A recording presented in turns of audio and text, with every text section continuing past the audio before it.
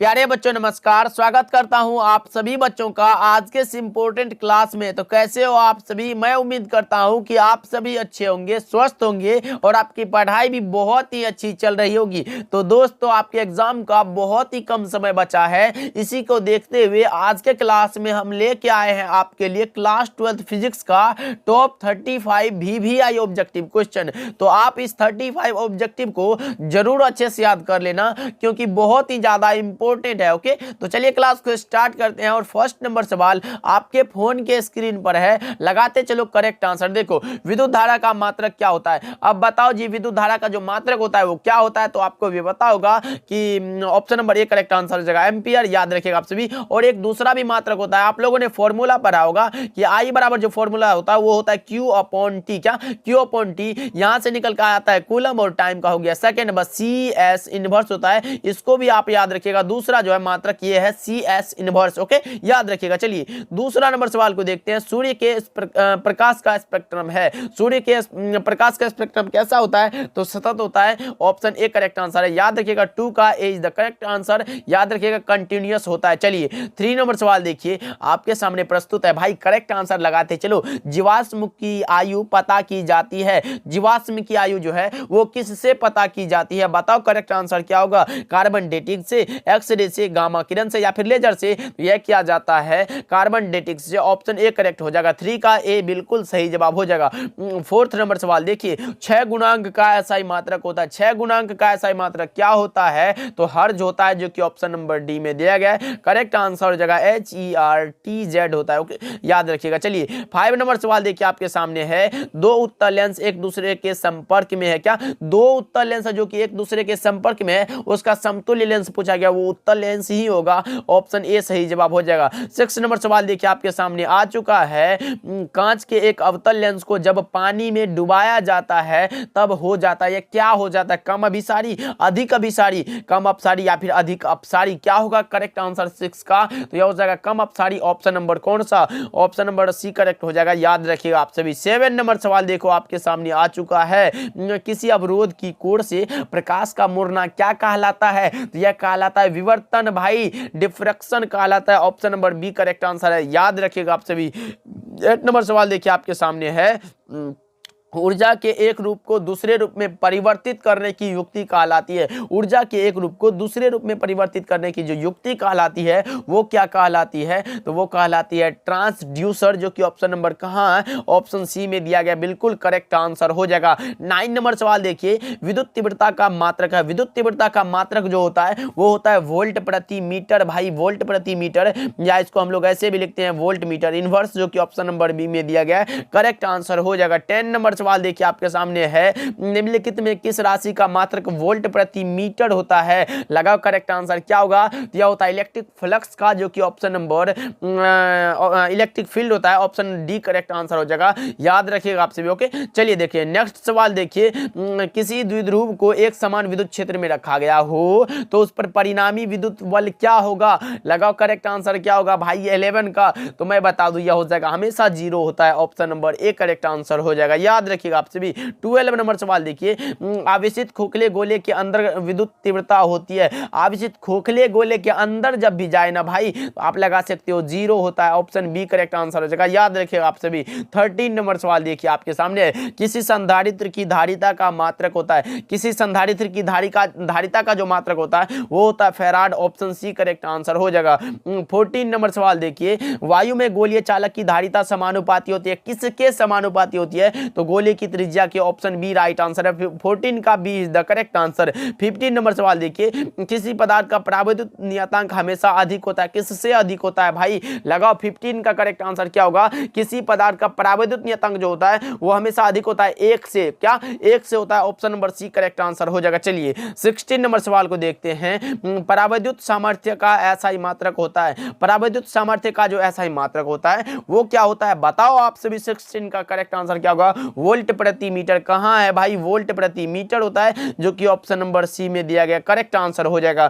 17 number सवाल देखिए, ध्रुवन का परिणाम निर्भर करता है, किस पर निर्भर करेगा भाई? ध्रुवन का परिणाम यह करता है कौन सा? द्विध्रुव स्थित ऊर्जा पर, ये तो करता है। ऊष्मीय ऊर्जा पर, यह भी करता है। ऑप्शन नंबर सी लगा लो, ए और बी दोनों हो जाएगा, याद रखिएगा। चलिए 18 नंबर सवाल को देखते हैं। जब ताप में वृद्धि होती है तब किसी चालक का प्रतिरोध, जब ताप में वृद्धि होती है तो चालक का प्रतिरोध क्या होता है? तो बढ़ता है भाई। ऑप्शन नंबर कहां है? सी करेक्ट आंसर हो जाएगा। अगर पूछे कि ताप में वृद्धि होती है और अर्धचालक का क्या होगा, तो अर्धचालक का घटता है, याद रखिएगा। चलिए 19 नंबर सवाल देखिए, विद्युतीय परिपथ के किसी बिंदु पर सभी धाराओं का बीजगणितीय योग, विद्युतीय परिपथ के किसी बिंदु पर सभी धाराओं का बीजगणितीय योग क्या होता है? तो 0। ऑप्शन बी करेक्ट आंसर हो जाएगा। चलिए 20 नंबर सवाल को देखो भाई, किरचॉफ का नियम निम्नलिखित में किसका परिणाम है? किरचॉफ का जो नियम है वो किसका परिणाम है? तो विद्युत क्षेत्र का संरक्षित चरित्र है, जो कि ऑप्शन नंबर बी में दिया गया है। विद्युत क्षेत्र का संरक्षित चरित्र, याद रखिएगा और ऑप्शन को अच्छे से पढ़ के लगाइएगा। 21 नंबर सवाल देखिए, विभव मापी के तार की लंबाई बढ़ा देने पर संतुलन बिंदु प्राप्त होता है। विभव मापी के तार की लंबाई बढ़ा देने पर संतुलन बिंदु कहां प्राप्त होता है भाई? तो लगाओ करेक्ट आंसर क्या होगा? यह प्राप्त होता है कौन सा भाई? तो अधिक लंबाई पर। कहां है? ऑप्शन बी में दिया गया, करेक्ट आंसर हो जाएगा। चलिए 22 नंबर सवाल देखिए, किलोवाट घंटा मात्रक है। किलोवाट घंटा किसका मात्रक है? लगाओ करेक्ट आंसर क्या होगा? शक्ति का, ऊर्जा का, बल, आघूर्ण का, या इनमें से कोई नहीं। तो किलोवाट घंटा मात्रक है, एनर्जी का। ऑप्शन बी करेक्ट हो जाएगा। चलिए 23 नंबर सवाल को देखते हैं आपके सामने, इलेक्ट्रॉन वोल्ट द्वारा मापा जाता है। ये क्वेश्चन तो बहुत ही इंपॉर्टेंट है, याद कर लेना। वीवीआई मैं लगा देता हूं, इलेक्ट्रॉन वोल्ट द्वारा ऊर्जा को मापा जाता है। ऑप्शन डी करेक्ट आंसर हो जाएगा,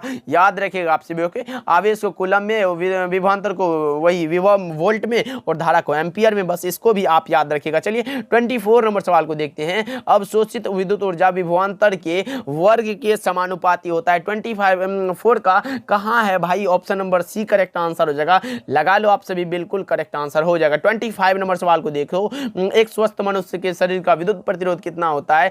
तो 10,000 ओम होता है। ऑप्शन नंबर बी लगा लो, तो राइट आंसर हो जाएगा, याद रखिएगा आप सभी। ओके, चलिए देखिए 26 नंबर सवाल देखिए, किसी चालक का विशिष्ट प्रतिरोध बढ़ता है, किसके बढ़ने से बढ़ेगा भाई? तो किसी चालक का विशिष्ट प्रतिरोध तभी बढ़ता है जब क्या होता है? तो ताप बढ़ता है। ऑप्शन ए करेक्ट आंसर हो जाएगा। चलिए 27 नंबर सवाल देखिए, स्थिर विद्युतीय क्षेत्र होता है, संरक्षी होता है, कंजर्वेटिव होता है। ऑप्शन ए सही जवाब है 27 का। ओके, चलिए देखिए 28 नंबर सवाल देखिए, एक आवेशित चालक की सतह के किसी बिंदु पर सभी विद्युतीय तीव्रता होता है। एक आवेशित चालक की सतह के किसी बिंदु पर विद्युतीय तीव्रता क्या होता है? सतह के लंबवत। ऑप्शन बी राइट आंसर है, 28 का B is the correct answer. 29 number सवाल देखिए, क्या कह रहा है? विद्युत क्षेत्र में किसी विद्युत द्विध्रुव को घुमाने में किया गया कार्य होता है। विद्युत क्षेत्र में किसी विद्युत द्विध्रुव को घुमाने में जो किया गया कार्य होता है वो होता है W = PE1 - cos theta, formula है। ऑप्शन ए करेक्ट आंसर हो जाएगा भाई। और आजकल जो है फॉर्मूला बहुत ज्यादा पूछा जाता है, इसलिए जरूर याद करके रखना। ओके, चलिए देखिए 30 नंबर सवाल देखिए, पानी का पराविद्युत स्थिरांक होता है। पानी का पराविद्युत स्थिरांक कितना होता है? तो 80 होता है। आपको भी पता होगा, मुझे भी पता है। ऑप्शन ए करेक्ट आंसर हो जाएगा।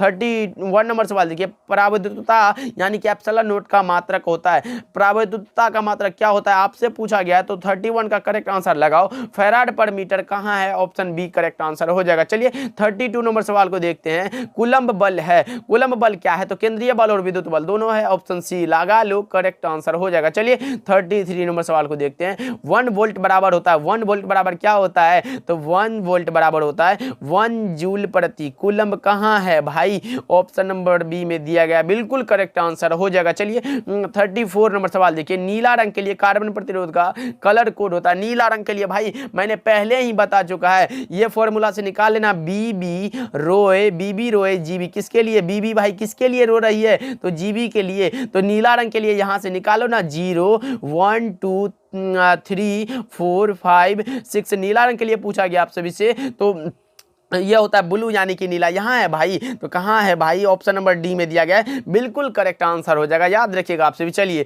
नेक्स्ट सवाल क्यों बढ़ते हैं। 35 नंबर सवाल आपके सामने है, कौन सा होगा? निम्नलिखित में कौन सही है? 1 वाट बराबर होता है 1 जूल पर सेकेंड। कहाँ है? 1 वाट बराबर 1 जूल पर second. Option A correct answer है। 35 का जो है ऑप्शन नंबर ए बिल्कुल करेक्ट आंसर हो जाएगा। अब आप कमेंट करके बता दो कि इस 35 ऑब्जेक्टिव में आपको पहले से कितना पता था, कमेंट करके बता बताना। और आज का क्लास अगर आपको अच्छा लगा हो तो लाइक कर दीजिएगा और अपने दोस्तों के पास भी शेयर कर दीजिएगा। चैनल पे नए जुड़ रहे हैं सब्सक्राइब करके जरूर जाना। और बहुत सारा इंपॉर्टेंट क्वेश्चन अपलोड कर दिया गया, जाकर देखो और मस्ती में पढ़ाई करो बिल्कुल फ्री। ओके, मिलते हैं अगले क्लास में।